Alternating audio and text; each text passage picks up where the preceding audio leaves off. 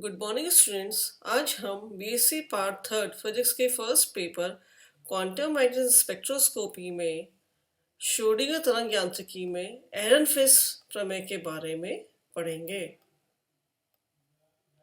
एरनफेस्ट प्रमेय का कथन है कि एक कण की गति को वर्णित करने वाले टेस्ट समर समीकरणों में यदि गतिज चरों के स्थान पर उनके प्रत्याशा मानों से प्रतिस्थापित किया जाए तो यही समीकरण क्वांटम यांत्रिकी में भी कण की गति का वर्णन करती है।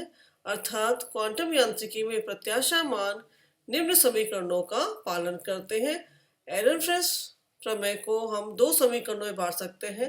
पहला समीकरण जो है वो संवेग की परिभाषा को प्रदर्शित करता है। dr/dt = 1/m expectation value of momentum, जहाँ r जो है वस्तु का स्थिर सदिश है, m उसका मास है और p जो है उसका रेखीय संवेग है। इस समीकरण को हम घटकों के रूप में भी लिख सकते हैं। dx/dt x का यहाँ पे प्रत्याशा मान गया = 1/m px, संवेग का x दिशा में घटक। इसी तरह से इक्वेशन जो है y दिशा में घटक को प्रदर्शित करती है और ये लास्ट इक्वेशन जो है वो z दिशा में संवेग के घटक को प्रदर्शित करती है। एरनफेस्ट प्रमेय का समीकरण का दूसरा सेट जो है वो है संवेग में परिवर्तन की दर आरोपित बल के बराबर होती है और इसे हम लिखते हैं पोटेंशियल एनर्जी की प्रवणता के रूप में भी विद नेगेटिव साइन। इसे भी हम घटकों के रूप में लिख सकते हैं। मोमेंटम का x घटक या मोमेंटम का प्रत्याशा मान है तो px हो जाएगा minus ∂v/∂x equals to fx, force का x घटक। इसी तरह से y दिशा के अंदर और इसी तरह से z दिशा के अंदर भी हम लिख सकते हैं। तो जब भी हम एरनफेस्ट थ्योरम को पढ़ेंगे तो हम इन वाली इक्वेशन को पहली इक्वेशन या पहले हम एक घटक के रूप में लेके फिर इस पे जनरलाइज कर लेंगे। इसी तरह से यहाँ पर भी हम पहले x दिशा में इस इक्वेशन को प्रूव करके फिर इसको 3 डायमेंशनल इक्वेशन के रूप में लिख लेंगे। तो पहले हम लेते हैं एरनफेस्ट समीकरण का फर्स्ट पार्ट।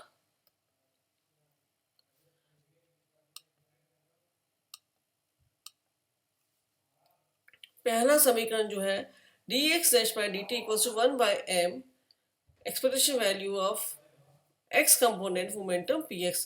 प्रत्याशा मान की परिभाषा से क्या होगा, dx/dt = d/dt। इस कण के साथ जो तरंग संबंधित है उसका कॉम्प्लेक्स कॉन्जुगेट x और ये इसका तरंग फलन जो संबंधित है साई xt और इसका हमने संपूर्ण ब्रह्मांड के लिए जो इसका समाकलन ले लिया। यहाँ पर अवस्था फलन साई xt जो है वो प्रसामान्यीकृत फलन है और डी टाउ जो है वो आयतन फलन है। चूंकि x और t दोनों स्वतंत्र राशियां हैं इसलिए डिफरेंशिएशन को और इंटीग्रेशन को आपस में इंटरचेंज कर सकते हैं और इक्वेशन 2 को हम जैसे लिख सकते हैं d/dt expectation value x equals to, integration को बाहर ले लिया हमने, माइनस इनफिनिटी से plus infinity del psi star by del T x D psi by x psi D tau plus integration psi star x del psi by del T del tau. यहाँ पर जो differentiation के लिए दो चीजें हमारे पास Sai star x, तो हमने उस वाली फॉर्म में इसको लिख लिया। श्रोडिंगर समीकरण हमें पता है। टाइम डिपेंडेंट श्रोडिंगर इक्वेशन क्या होता है, iota h cross del psi by del T equals to minus h²/2m del x square psi plus v psi. और इस इक्वेशन को हम लिख सकते हैं del psi by del T equals to iota h cross को इधर ही आएंगे minus h²/2 iota h cross m del square psi plus 1 iota h cross v psi. इस समीकरण 3 का कॉम्प्लेक्स कॉन्जुगेट लेंगे। हम क्या करेंगे, आयोटा को माइनस आयोटा से रिप्लेस कर देंगे और साई को हम साई स्टार से कर देंगे और v को v स्टार से करें तो चूंकि पोटेंशियल एनर्जी एक वास्तविक राशि होती है तो इसका कॉम्प्लेक्स कॉन्जुगेट भी सेम होगा। तो इक्वेशन 3 का कॉम्प्लेक्स कॉन्जुगेट लेने पर del psi by del T equals to, minus sign हमने लिया तो माइनस माइनस प्लस हो जाएगा h²/2 iota h cross m del square psi star minus यहाँ पे आयोटा को माइनस आयोटा से रिप्लेस किया 1 iota h cross v psi star.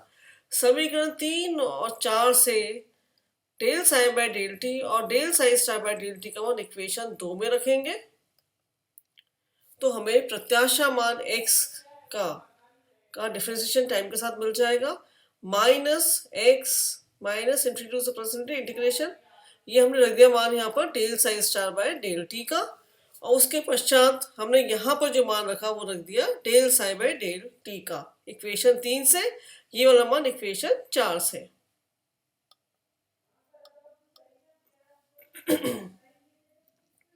और D by D T exponential value of X equals to हो जाएगा, इसको हमने थोड़ा सा रीअरेंज कर लिया तो एच का square upon 2 iota M del square psi star minus 1 upon iota h को del psi star x psi del t, और इस तरह से हमने इसको यहाँ पर लिख लिया।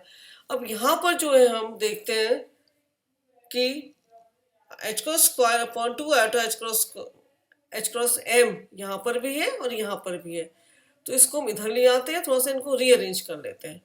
तो यहाँ पर जब लेके आएंगे तो हो जाएगा H cross square upon 2 iota H cross m del square psi star, ये वाली टर्म, या फिर इसको मल्टीप्लाई किया x psi minus psi star x h को square upon 2 iota H cross m del square psi, और डी टाउ कॉमन ले लिया। ऐसे ही हमने इसके साथ कर लिया, यहाँ पे हमने लिखा psi star x iota H cross v psi minus 1 upon iota h का v psi star x psi. यहाँ पर ये ध्यान रखना, ये जो है इस टर्म को हमने पहले लिया, इस वाली टर्म को हमने बाद में लिया। चूंकि v एक वास्तविक राशि है, साई स्टार साई को हम किसी भी ऑर्डर में लिखें सेम होंगे, तो ये दोनों टर्म्स जो है आपस में कैंसिल हो जाएंगी, और हमारे पास रह जाएगा D by D T exponential of X equals to ये पहली टर्म जो हमने यहाँ पर लिख दी है। इन दोनों टर्म्स के अंदर से हम देखें तो एक एच क्रॉस कट जाएगा, तो H cross upon 2 iota M जो हम कॉमन ले लेते हैं तो हमारे से बचेगा del X square psi star x psi minus psi star X del square psi D tau. वैसे यहाँ पे डेल एक्स होना चाहिए क्योंकि ये हमारा वन डायमेंशन हमने लिया है, तो डेल बाय डेल एक्स है।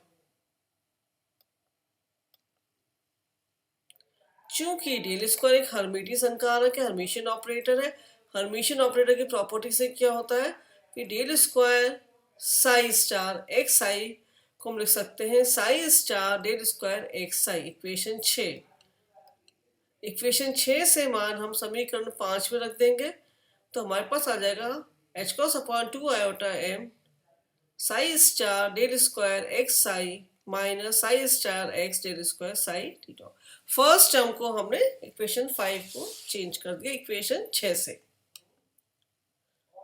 अब हम इसके अंदर यहाँ इस पहली टर्म को लेते हैं इक्वेशन 7 की, इस वाली टर्म को डेल स्क्वायर एक्स साई, इसको हम लिख सकते हैं डेल डॉट डेल एक्स आई, यहाँ सब वेक्टर आएगा, यहाँ पर वेक्टर आएगा, और हम लिख सकते हैं डेल डॉट, इसको पहले ऑपरेट करेंगे तो X del psi plus psi del by del X 1 हो जाएगा, और फिर इसको हम दोबारा इसको ऑपरेट करेंगे तो हम लिख सकते हैं del X del psi plus X del square psi plus del psi, और जब इसको हम खोलेंगे तो हमारे पास आ जाएगा del psi X del square psi plus del psi, ये भी 1 हो जाएगा तो इस तरह से आ जाएगा, और हम लिख सकते हैं 2, ये दोनों जुड़ जाएंगे 2 del psi plus X del square psi. Equation 8 से मान हम 7 के अंदर यहाँ पर रख देंगे।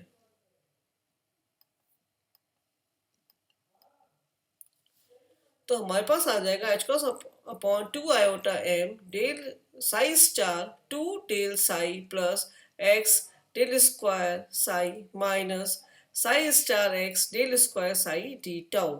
अब हम यहाँ पर देखें तो ये वाली टर्म जो है वो कैंसिल आउट हो जाएगी इस वाली इक्वेशन टर्म से, तो इसको हमने कैंसिल कर दिया, और हमारे पास बचेगा H cross upon 2 iota M psi star del 2 del psi D tau.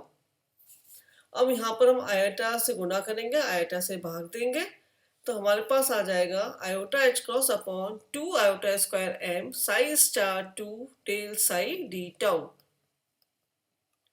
2 से 2 कैंसिल हो जाएगा, आयोटा स्क्वायर को मिल सकते हैं -1 लिख दिया, तो हमारे पास आ जाएगा minus iota H cross upon m, क्योंकि 2 से 2 कैंसिल, आयोटा स्क्वायर को हमने -1 लिख दिया, और यहाँ बचेगा integration psi star del psi D tau, और dx/dt equals to 1/m psi star 1 minus iota H cross del psi. Iota H cross जो था विद नेगेटिव साइन, उसको हमने यहाँ पर अंदर ले लिया,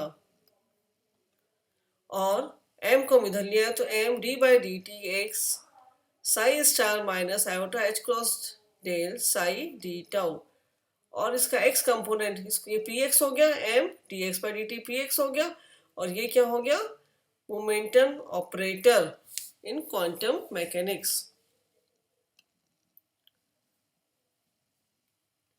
इसको हम लिख सकते हैं डेल एक्स को डेल बाय डेल एक्स, तो हमने इस तरह से लिख दिया। इसी तरह से हम पी वाई पी जेड के लिए लिख सकते हैं, और उसकी संगत इक्वेशन होगी expectation value p y equals to integration minus infinity to plus infinity psi star minus iota H cross del by del y psi D tau, और जेड डायरेक्शन में हो जाएगी p z equals to integration psi star minus iota H cross del by del z psi D tau, जहां पर कि minus iota H cross del by del x minus iota H cross del by del y और minus iota H cross del by del z क्या है, operators हैं किसके लिए, p x p y व पी जेड के लिए क्रमशः। और इस 3 डायमेंशनल में इस इक्वेशन को हम सकते हैं पी मोमेंटम पी का expectation value equals to integration from minus infinity to plus infinity psi star minus iota H cross del psi D tau. तो इस तरह से हमने एरनफेस्ट थ्योरम का प्रथम समीकरण जो है उसको हमने सिद्ध कर दिया। यही जो है एरनफेस्ट प्रमेय का प्रथम समीकरण है, मोमेंटम की expectation value in operator form. Next video lecture के अंदर हम एरनफेस्ट थ्योरम की सेकंड इक्वेशन को प्रूव करेंगे कि rate of change of momentum is equals to force. Thank you.